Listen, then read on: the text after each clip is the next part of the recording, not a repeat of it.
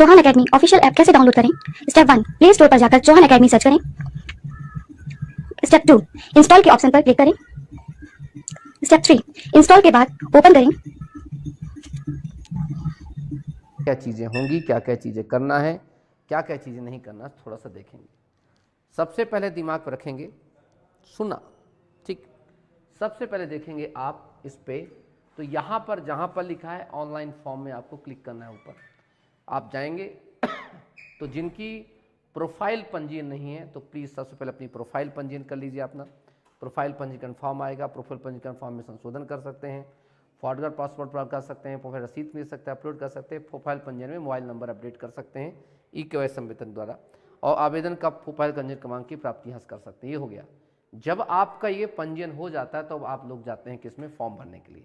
अभी जो फॉर्म की चर्चा जो चल रही है, एक चल रही है आपकी, जो एक तो खत्म हो चुका आपका समूह 2, समूह 3 का स्वच्छता निरीक्षक केमिस्ट्री सब। आज हमारी 10 दिसंबर आखिरी तिथि है, तो जो लोग अभी तक इसका नहीं कर पाए थे, ठीक, वो लोग तो आज से गए।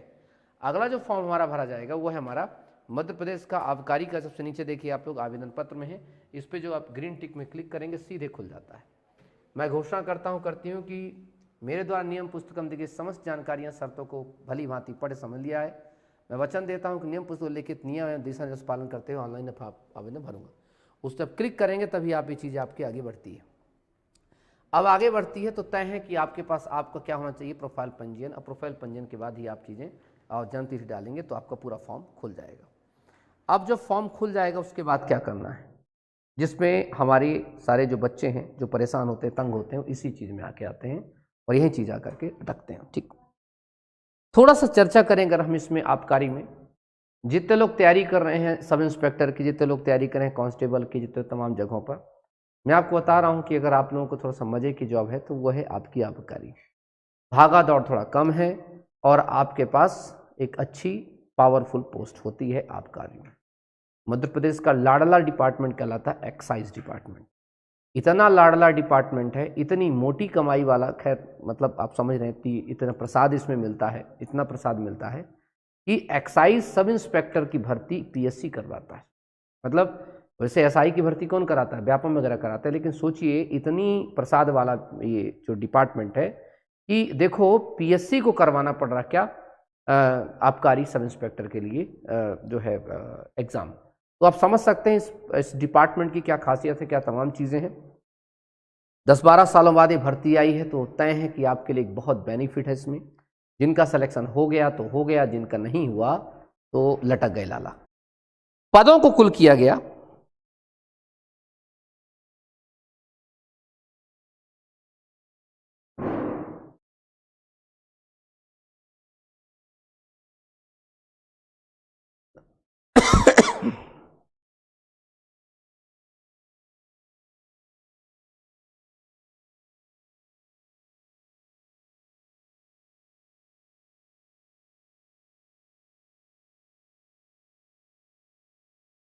देखो एक बार, पदों को बढ़ा के किया गया कितना, वो भी चर्चा कर लेते हैं। ये है बढ़े हुए पद हमारे, सबको दिख रहा क्या, देखिएगा एक बार अच्छे से, इस पे देखिएगा पूरा क्लियर दिख रहा है। एक बार मैसेज कर दीजिए, हाँ जी गुरु दिख रहा है। चलिए ठीक, सर हमें भर्ती प्रसाद चाहिए, जिसको जिसको प्रसाद चाहिए भर्ती जरूर देखना। इस पदों पे चर्चा अगर करें देखेंगे हम, तो इस पे कुछ पदों को बढ़ाया गया। सीधी भर्ती के तहत 313 पद हैं और जो 149 पदों की बात की जाती है तो एससी, एसटी और ओबीसी। तो एससी, एसटी, ओबीसी मतलब बैकलॉग पदों में सिर्फ यही लोग फॉर्म भर पाएंगे, एससी, एसटी, ओबीसी। मैं फिर से बता दूं, गलती मत करना, यहां पर समझने का प्रयास करेंगे आप लोग फिर से। जितने भी छात्र ओबीसी के हैं, जितने भी छात्र एससी के हैं, उन लोगों को बता दूं कि जो एससी के छात्र हैं, जो ओबीसी के छात्र हैं, ये तमाम छात्र, उनको बता दूं कि आपको यहां पर रिजर्वेशन तो है ही आपका।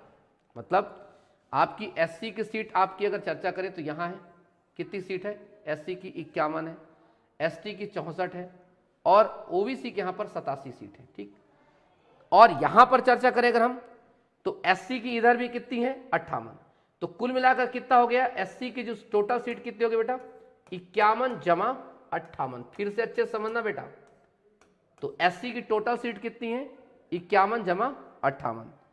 चलिए चर्चा करते हैं, एसटी की चर्चा करते हैं। तो एसटी की टोटल सीट जो है बेटा वो है 64 जमा 77, ये टोटल एसटी की सीट है। और अब आती बात हमारे किसकी, ओबीसी की बात करते हैं। तो ओबीसी की टोटल जो सीट है 87 जमा 14, ये टोटल सीट है ओबीसी की। अब ये दिमाग में रखेंगे आप लोग।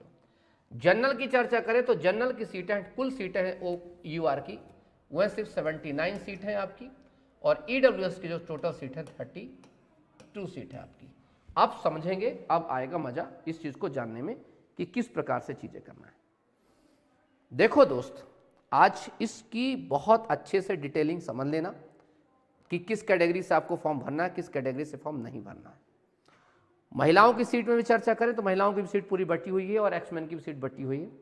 और अच्छी फायदा इसमें यह है इस चीज़ का, क्योंकि जो महिलाओं का जो रिजर्वेशन होता है वो हॉरिजॉन्टल होता है, हॉरिजॉन्टल एंड कंपार्टमेंट वाइज, मतलब रिजर्वेशन के अंदर उनको रिजर्वेशन दिया जाता है। तो ये जो फॉर्म भरने से पहले सभी महिला, सभी पुरुष, सभी लोग एक बार अच्छे से अवलोकन कर लें कि किसकी कितनी सीट है। तो ओबीसी वाला बैकलॉग में भी भर सकता है, बिल्कुल, मतलब उसकी काउंट दोनों में होगी। एसटी वाला बैकलॉग में भर सकता है। तो एससी, एसटी, ओबीसी ये तीनों जो हैं ये दोनों के लिए फॉर्म के लिए एलिजिबल है, लेकिन ईडब्ल्यूएस और जनरल के लिए बात है ये। अब जनरल और ईडब्ल्यूएस के बच्चे सोच रहे होंगे कि सर हमारे साथ इतना गलत क्यों किया गया, भेदभाव क्यों किया गया। तो आपको बता दूं, आपके साथ कोई भेदभाव इसमें नहीं किया गया है। एक्चुअली में बैकलॉग पद वो पद कहलाते हैं, पहले समझ लो, बैकलॉग पद वो पद कहलाते हैं, बैकलॉग पद वो पद कहलाते हैं जिनकी पद तो निकले थे लेकिन किसी कारणवश वो पद नहीं भर पाए। तो चूंकि जनरल वाले पहले से हमेशा हर पद भरते गए, लेकिन ये जो ओबीसी, एससी, एसटी के जो पद नहीं भरे गए थे वो अब भरे जा रहे हैं, इसलिए कहते हैं बैकलॉग पद। ठीक है, थोड़ा सा चर्चा करेंगे, समझेंगे, जानेंगे, सब चीजें देखने में मजा आता है। क्लियर हो गया? ये चीज आपके दिमाग में क्लियर होनी चाहिए। गुरुदेव ने जो बताया है इस चीज को हमें बिल्कुल गांठ बांध देनी है। आते हैं, तो पदों की संख्या टोटल होगी आपकी यहां से। अब शासन के दिए अनुसार 33% जो हॉरिजॉन्टल एंड कंपार्टमेंट वाइज निर्धारित किया गया महिलाओं को, और 10% जो है आपका भूतपूर्व सैनिकों को दिया गया है। लेकिन ध्यान रखना इसमें, योग्य उम्मीदवार उपलब्ध न होने पर इनके आरक्षित पद कैरी फॉरवर्ड नहीं हो। तो ध्यान रखना इसमें कि 33% महिलाएं और 10% भूतपूर्व सैनिकों मेरिट के आधार पर उपलब्ध होंगे तो पृथक से हॉरिजॉन्टल आरक्षण नहीं दिया जाएगा। इसका मतलब यह है यहां पर एक्समैन को और महिलाओं को पूरा रिजर्वेशन मिलेगा। सुन लो अच्छे से, इस भर्ती में पुलिस जैसा नहीं होगा सिस्टम, इस भर्ती में महिलाओं को और एक्समैन को पूरा का पूरा रिजर्वेशन मिलेगा। तो महिलाएं बिल्कुल ना घबराएं, इसमें फिर से जनरल कैटेगरी की महिलाओं को बहुत ज्यादा बेनिफिट होने वाला है। होने वाला कैसे है, क्योंकि सबसे पहले रिजर्वेशन बनाया जाएगा, वर्टिकल रिजर्वेशन की सीट बनाई जाएगी, उसके बाद उसमें हॉरिजॉन्टल जोड़ा जाएगा। इसमें ऐसा नहीं है कि आपको अगली बार देंगे, ऐसा कुछ भी नहीं है। सिंपल कह रहा है, दोनों ही आरक्षण, महिलाओं और भूतपूर्व सैनिकों के आरक्षण हॉरिजॉन्टल आरक्षण है। योग्य उम्मीदवार उपलब्ध न होने पर इनके लिए आरक्षित पद कैरी फॉरवर्ड नहीं होंगे। ऐसी स्थिति में उसी श्रेणी के अंदर उपलब्ध उम्मीदवारों में से भरे जाएंगे। जो चयन सूची में पहले से ही 33% महिलाएं, 10% अगर भूतपूर्व सैनिक हो जाएंगे तब इन्हें अलग से आरक्षण नहीं दिया जाएगा। अगर हो जाएंगे तो, नहीं होंगे तो फिर अलग से इनकी कटाफ जारी की जाएगी। वैसे संभवता है कि अलग से कटाफ लोग जारी करेंगे, क्योंकि होता ही है। एक और चीज याद रखना,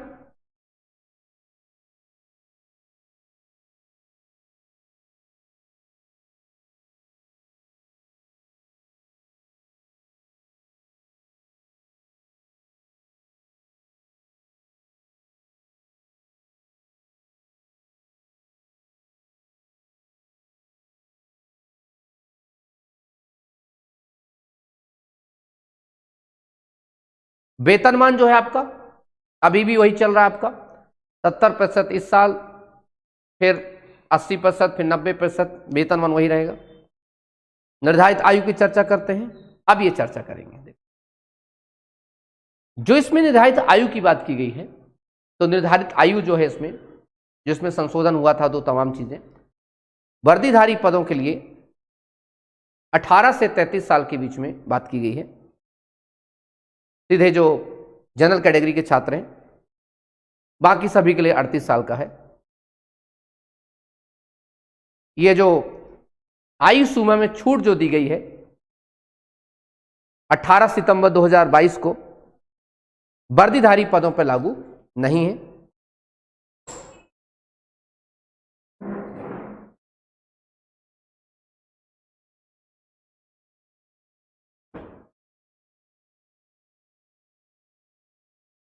ठीक है,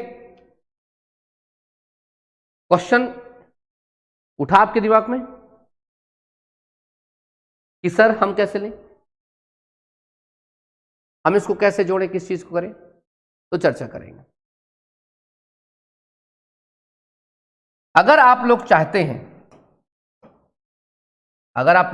हैं, सामान्य प्रशासन विभाग के परिपत्र क्रमांक दिनांक द्वारा निर्धारित आयु सीमा छूट का प्रावधान नहीं है, और अगर आप चाहते हैं कि जिनकी एज 33 प्लस हो जाइए, किसी के 4 महीने, किसी के 5 महीने, आप लोग कोर्ट का दरवाजा खटखटा के अंतरिम आदेश ले सकते हैं। उसके लिए नंबर है 78272822 लीगल हेल्प के लिए। सिर्फ उस पर आपको पिटिशंस के लिए सम्मिलित होना पड़ेगा, और यही आदेश जो है आपको लगाना पड़ेगा कि शासन के समस्त विभाग में वर्दीधारी पद क्यों नहीं।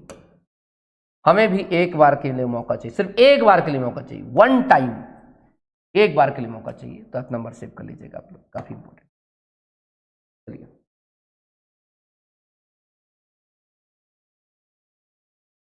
आगे बढ़े। क्लियर हो गया? ये हमारा एक पूरा का पूरा स्पष्ट हो गया।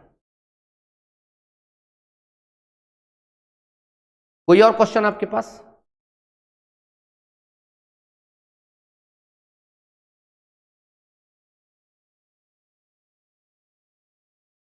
हाइट का देख लीजिए।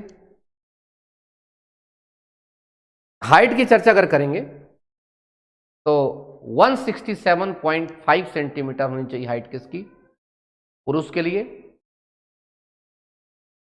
और महिला के लिए 152.4 सेंटीमीटर। पहली बार ऐसा है कि किसी कांस्टेबल की हाइट में इतनी कम हाइट की गई है महिलाओं के लिए, 152.4 सेंटीमीटर ओनली। पुरुष के लिए, सभी के लिए चर्चा जो की गई है वह 167.5 सेंटीमीटर। ये भी चीज है।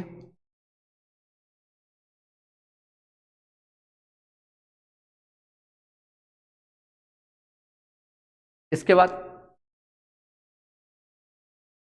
इस पे अलग से तारीख मापदंड आबकारी आयोग द्वारा गठित समिति द्वारा किया जाएगा।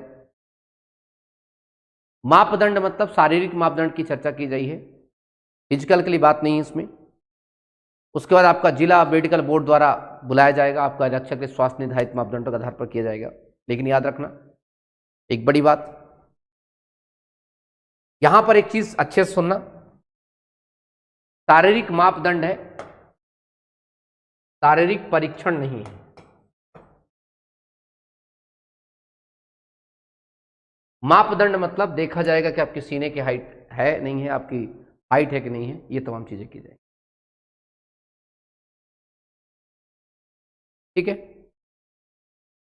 चयन प्रक्रिया उपरांत जो भी चीज ले जाएंगे जिला मेडिकल बोर्ड में कराना पड़ेगा और आप आएंगे। क्लियर हो गया? 10-12वीं के कक्षा की प्रणाली पुरानी पद्धति से सेकंड 10वीं उत्तीर्ण हो, ये दिमाग रखेंगे आप। परीक्षा की योजना क्या होगी? शुद्ध कांस्टेबल का पेपर जो अभी हुआ है, अगर आपके पास मिल जाए तो ठीक, नहीं तो चौहान एकेडमी में अवेलेबल है तो देख लेना। शुद्ध कांस्टेबल का पेपर जो अभी आप दे करके आए हैं, तो जो पुलिस कांस्टेबल रिक्रूटमेंट टेस्ट पीसीआरटी 2020 का जो टेस्ट हुआ है अभी जनवरी से लेकर के फरवरी 2022 में चला है, इस पेपर का लेवल ही रहेगा इस पेपर का, बल्कि उससे भी टफ लेवल रहेगा। इसलिए जो अल्लू लल्लू नोट्स और पढ़ाई कर रहे होंगे मत करिएगा, वरना कोई बात नहीं है, बस एग्जाम दे पाओगे, सिलेक्शन नहीं होने वाला। ये दिमाग रखना, बहुत इंपॉर्टेंट है। ठीक है।